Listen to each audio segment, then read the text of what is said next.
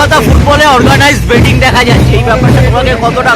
অনেক দুঃখ এসব সে কথা এসব শুনছে, অনেক দুঃখ কথা। এটা অনেক স্ট্রিক্টলি মনিটর করতে হবে। ঠিক,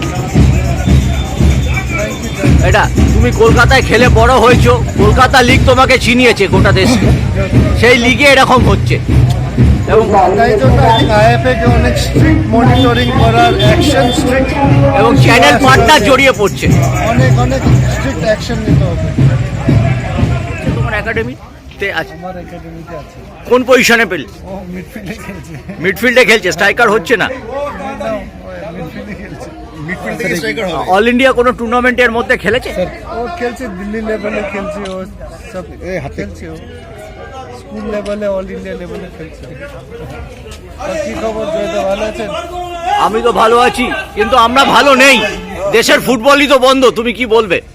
একটা স্লোলি হতে শুরু হবে, ভালোই হয়ে যাবে, সময় লাগবে, ভালো হবে। আমাদের তো এই এই এই বছর লাস্ট 2-3 বছর একটু ঠিক আছে, হীরাকে নিয়ে খারাপ সময় চলছে, ঠিক আছে, আপ সব মিলে কাজ করে একটু সুধার আছে, আমরা করতে বেরিয়ে হবে। যাবো একসঙ্গে। বাজু, তুমি তো ইলেকশনে দাঁড়িয়েছিলে, তোমাকে তো রাজনৈতিক প্রভাব খাটিয়ে হারিয়ে দেওয়া হয়, তারপরে এই অবস্থা বলে। আমি তো অনেক আগে ওয়ার্নিং দিয়েছিল যেরকম হবে, 3 বছর ধরে সব জানিয়ে গেছে কিরকম অবস্থা।